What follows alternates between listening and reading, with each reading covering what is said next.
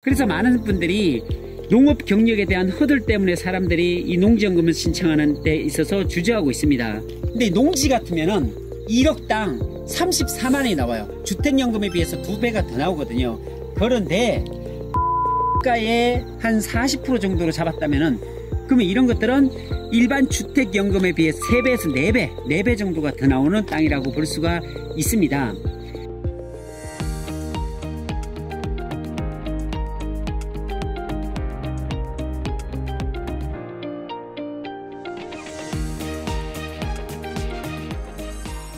안녕하세요. 현장에서 들려주는 땅 이야기, 땅의 속성의 저자 김양구입니다. 제가 지금까지 땅에 관련된 책을 3권을 썼어요. 첫 번째가 오르는 땅은 이미 정해져 있다.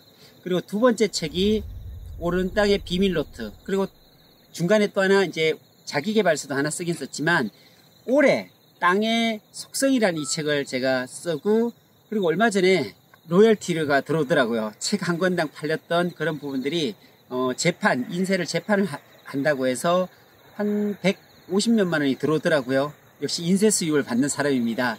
이 땅의 속성이라는 것을 보면 여기 땅을 찾는 능력, 땅을 사는 능력, 땅을 개발하는 능력, 땅을 파는 능력. 제가 땅에 대해서 좀 공부를 많이 하다 보니까 이 4가지 능력이 있어야 돼요. 내가 땅을, 얼마나 좋은 땅을 찾느냐에 따라서 수익과 직결되기도 하고요. 그리고 내가 땅을 사는 능력은 내가 돈이 있다고 해서 땅을 살 수 있는 것도 아니고, 돈이 없다고 해서 땅을 못 사는 것도 아니더라고요.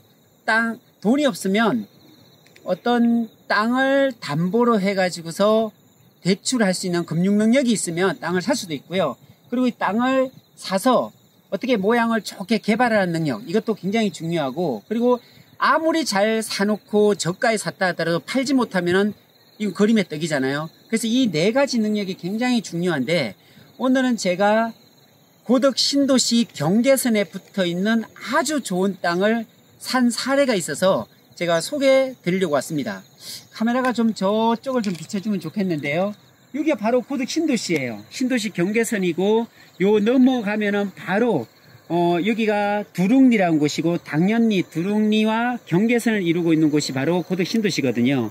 근데 여기 들판에 지금 쫙 보이죠? 아직 황금 들판은 아닙니다.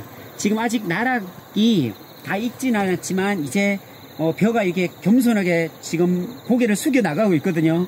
3주 정도만 더 지나면은 지금 황금 들녘이 될 것 같습니다. 이렇게 고덕 신도시 주변에 보면 이런 절대농지가 있어요. 근데 여기 절대농지는 어디 전남 영광이라든지 저 해남이라든지 벌교, 보성 이런 데 있는 땅하고는 질적으로 차이가 있습니다. 그런 땅들 같으면은 평당 절대농지가 3만 원 정도 공시가 그렇게 하거든요. 근데 여기에는 지금 현재 바라보는 이 땅 같은 경우에는 공시지가가 얼마 정도 하냐면 43만 5천 원 정도 돼요. 이 땅 같으면 이 번지가 평택시 고덕면 두릉리 368번지예요. 제가 이렇게 주소까지 다 공개하는 이유는 여러분들이 직접 한번 조회해 보셔도 된다는 겁니다. 오늘 날짜로 보면 공시지가가 정확하게 43만 5,041원이에요. 이렇게 말씀드리는 이유는 이곳에는 사실상 벼농사나 어떤 농사밖에 쓸 수 없는 땅이잖아요. 농업진흥지역 내 진흥구역이니까. 그럼에도 불구하고 평당 40몇만 원이면 이게 굉장히 비싼 거거든요. 이 평수가 얼마냐면은 874평이에요. 근데 이게 얼마 전에 제가 감정을 떴는데 8억이 나왔는데 대출이 얼마 나오냐면, 평택 같으면 농지 가격의 75% 나오니까 6억 정도가 이 땅으로 해서 대출이 나온다고 하거든요. 그런데 중요한 것은 이 땅을 얼마에 매입했냐? 3억 5천만 원의 등기로 가져왔어요. 이제 제가 가져오려다가 제가 아주 사랑하고 이뻐하는 후배에게 제가 양보했습니다. 그러니까 이 땅 같으면은 8억짜리를 3억 5천에 가져온 거죠. 그리고 이 땅으로 대출을 받아도 6억 이상이 나오는 거고, 그러면 얼마나 이 땅의 가치가 높은가를 알 수가 있겠죠. 자, 그럼 이런 땅에서 농작물을 보면 이렇게 한 870평 정도 되면요, 40kg 정도 되는 쌀가마니가 한 50개, 60개 정도가 나와요. 네, 5, 60개 정도가 나오거든요. 근데 이런 거 갖고서 사실 수익을 결정하기가 굉장히 어렵죠. 그럼에도 불구하고 여기가 감정이 8억 정도 나온다는 것은 아마도 신도시가 주는 효과이지 않을까 싶어요. 이렇게 신도시 근교에 가까이 붙어 있으면서 농사도 질 수 있고, 때론 이런 것들이 농업진흥구역이라 하더라도 어떤 개발 이슈로 인해서 용도 지역이 바뀔 수도 있겠고요. 그런데 그거보다 더 중요한 것이 있어서 오늘 제가 말씀을 드리고자 합니다. 신도시에 살면서 이런 땅을 가지고 뭘 할 수 있냐면 농지연금이란 거를 받을 수가 있어요. 이 정말 중요한데요. 우리가 연금을, 주택을 가지고 주택연금을 받을 수가 있거든요. 보통 1억당 한 18만원에서 20만원 정도 나와요. 근데 농지 같으면은 1억당 34만원이 나와요. 주택연금에 비해서 2배가 더 나오거든요. 그런데 제 가격으로 사게 되면 주택연금의 2배 정도밖에 안 되지만, 감정가의 정말 50% 미만으로 한 40% 정도로 잡았다면은 굉장히 잘 잡은 거거든요. 그러면 이런 것들은 일반 주택연금에 비해 3배에서 4배 정도가 더 나오는 땅이라고 볼 수가 있습니다. 자, 일반인들이 이 농지연금을 신청해도 괜찮은데 아주 저가에 매수해서 나중에 이걸 농지연금으로 받는다? 이게 정말 좋은 거예요. 이 정도 같으면 한 260에서 280만원 정도 평생 60세부터 받을 수 있는 그런 땅이거든요. 그거를 3억 5천에 내가 잡았다라고 생각 한번 해보시면 정말로 이거는 너무나 운이 좋은 거죠. 네, 이런 것들을 우리가 땅을 통해 가지고 수익을 거둬갈 수 있는데, 이 농지연금 같으면 좀 허들이 있어요.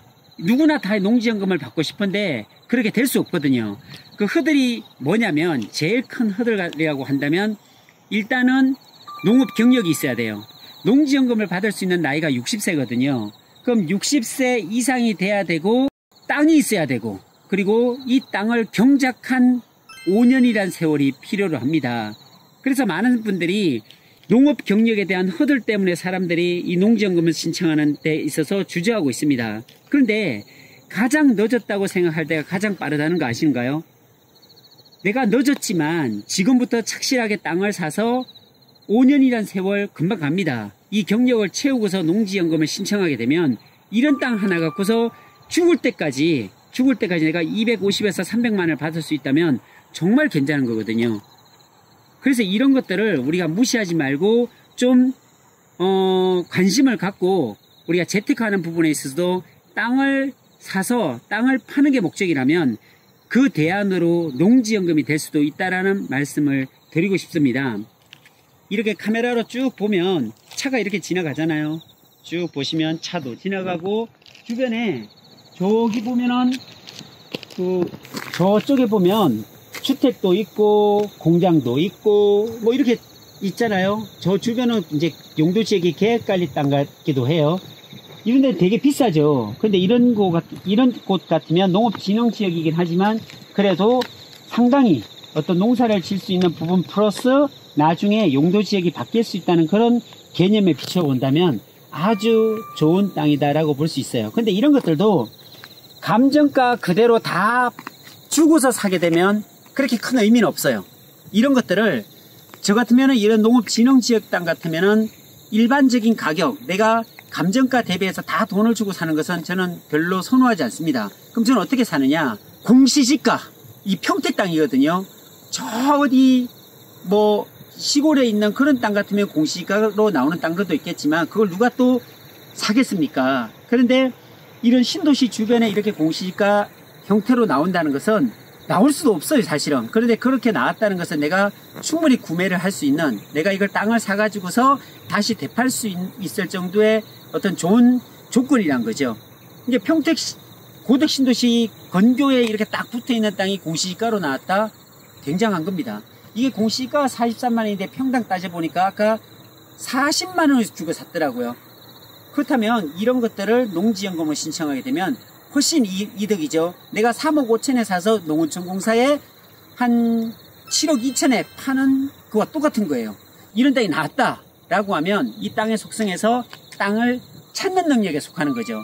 이 땅을 잘 찾아가지고 이거를 금융을 통해 가지고서 돈 크게 들이지도 않고서 이걸 사오는 거, 그리고 이건 개발할 필요가 없고요. 나중에 땅을 파는 능력도 필요가 없는 거예요. 왜? 농어촌사에서 이 땅을 농지연금으로 내놓으면 받아주니까. 그러면 누군가가 내 땅을 이미 사주기로 결정이 돼 있다면 땅 사는 데 있어서 굉장히 부담감을 덜 수 있겠죠. 자, 그렇기 때문에 농지연금의 가치가 여기에서 있다라고 제가 말씀을 드리고, 다음에 한번 또 찍을 기회가 있으면 이제 진짜로 경매로 산 것들, 감정가 대비 27%, 감정가 대비 32%, 33% 이런 것들을 제가 이 땅의 속성이라는 책에다가 적나라하게 드러냈어요.